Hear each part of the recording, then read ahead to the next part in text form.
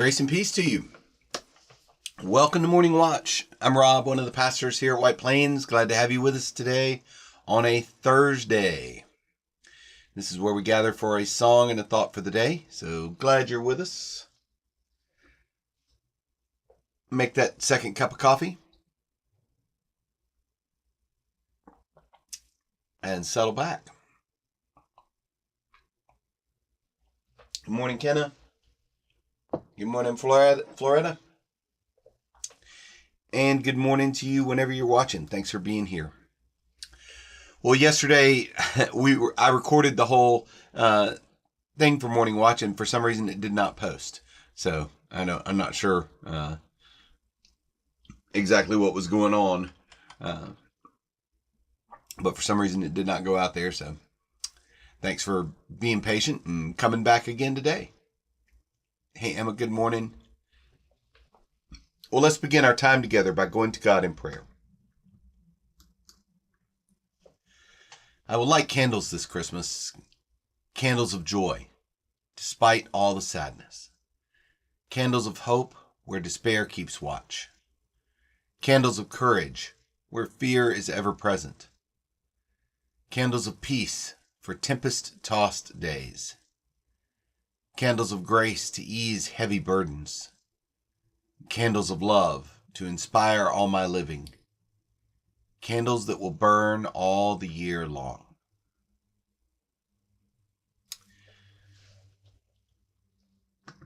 Amen and amen. Yes. I can't help but think of the words of Ebenezer Scrooge. I will keep Christmas in my heart all the year long.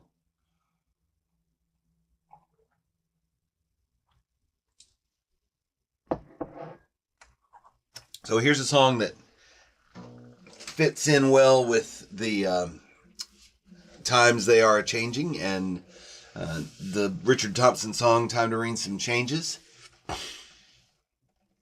In fact, I was kind of leading up to this song with both of those. Canticle of the Turning. And as our voice turns this week from the voice of John, the prophet, crying in the wilderness, to the voice of Mary, she has a lot of the similar things to say in her song as John does in some of his words. And I love this arrangement, Canticle of the Turning of the Song of Mary. And we'll be singing it in church this Sunday at both the 9 o'clock service and the 11 o'clock service. So very cool. In fact, if you hear a little hoarseness in my voice this morning, we sort of sang it out last night at the contemporary band rehearsal. Got a really, really fun arrangement of it. So, but here it is once again, Canticle of the Turning. Good morning, Robin.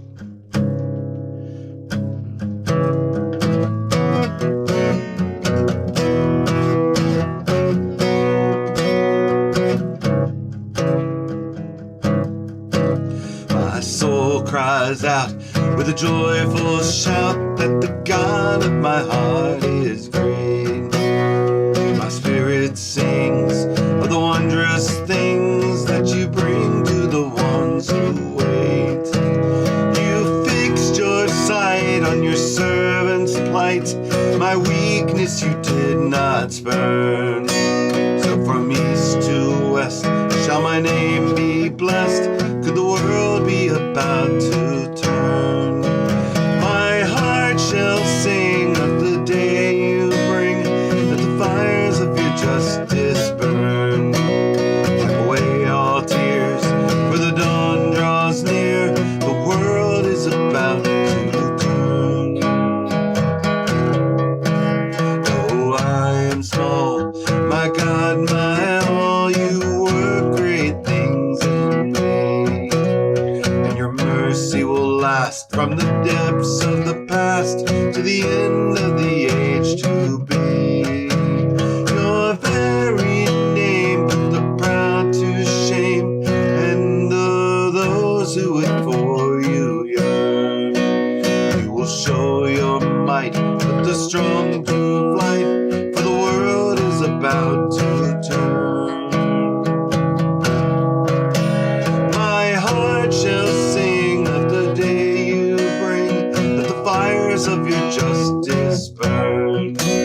Wipe away all tears, for the dawn draws near. The world is about to turn. From the halls of power to the fortress tower, not a stone will be left on stone. Let the king beware, for your justice stares every tyrant from his throne. The hungry poor shall weep no more for the food they can never earn. There are tables spread, every mouth be fed, for the world is about to turn. My heart shall sing of the day you bring, that the fires of your justice burn. Wipe away all tears, for the dawn draws near, and the world is about to turn. Though the nations rage from age to age, we remember who holds us fast. God's mercy must deliver us from the conqueror's crushing grasp. This saving word that our forebears heard is the God who's is the promise which holds us bound, till the spear and rod can be crushed by God, who's turning the world around. My heart shall sing of the day you bring, that the fires of your justice burn. Wipe away all tears, for the dawn draws near, and the world is about to turn.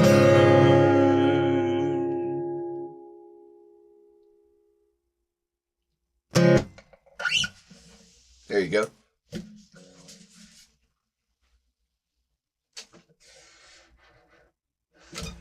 Yeah, of course, the words in my songbook are so small and close together. Need to put my reading glasses on for that one.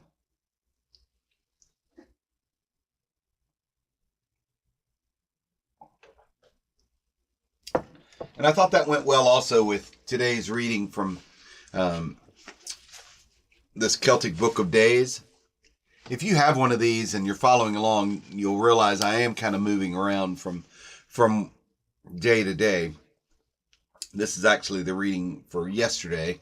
For Tuesday, called The Thunderer. But I thought it went well with this.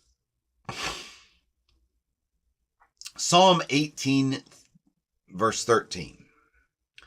Then the Lord thundered from the heavens, and the voice of the Most High was heard.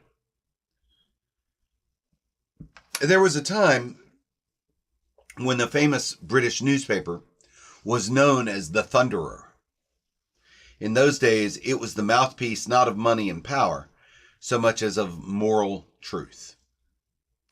And when the newspaper thundered, people in high places or wrong places shook. This gives us a clue to an aspect of God's nature.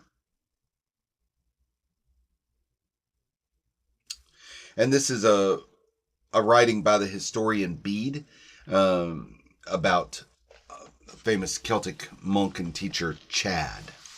Okay.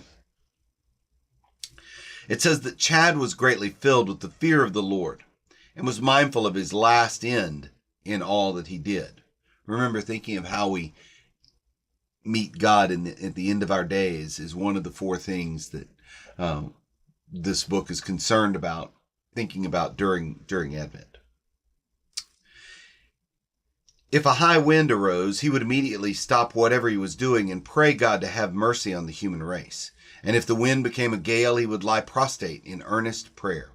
If there was a violent storm, lightning or thunder, he would go to the church and devote himself to prayers and psalms until it passed. And when people asked him why he did this, he replied, "Have you not read, the Lord also thundered in the heavens, and the Most High gave voice? Yes, the Most High sent arrows and scattered the people, shot out of lightnings and discomforted them. For the Lord moves through the air. raises the winds, hurls the lightnings, and thunders forth from heaven, in order to rouse earth's inhabitants to revere him, and to remind them of future judgment, in order to scatter their pride and confound their presumption. The Lord does this by calling to their minds the time when he will come in clouds of great power and majesty, to judge the living and the dead, while the heavens and earth are aflame. And Chad concluded, and so we ought to respond to God's heavenly warning with due fear and love, so that as often as he disturbs the sky and raises his hand as if about to strike, and yet spares us still, we should implore God's mercy, examining our consciences, turning from our sins, and therefore behaving with such care, so that we do not deserve to be struck down. And again, that was told to the historian Bede by one of Chad's fellow monks, Trumpert.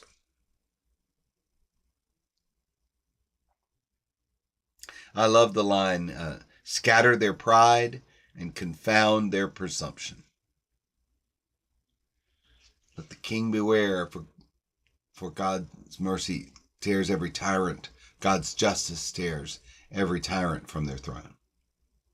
The hungry poor shall weep no more, for the food they can never earn. Yeah. God of the storm, God of the stillness, of squalls of power and of shimmering calm, into life's troughs and into life's billows, come with the reach of your long right arm. Amen and amen. Hey, Terry. All right, thanks for being here, folks. Thanks for sharing in these great words today. And I will look forward to seeing you again tomorrow morning for another morning watch. May you find peace and purpose in this day. And I'll talk to you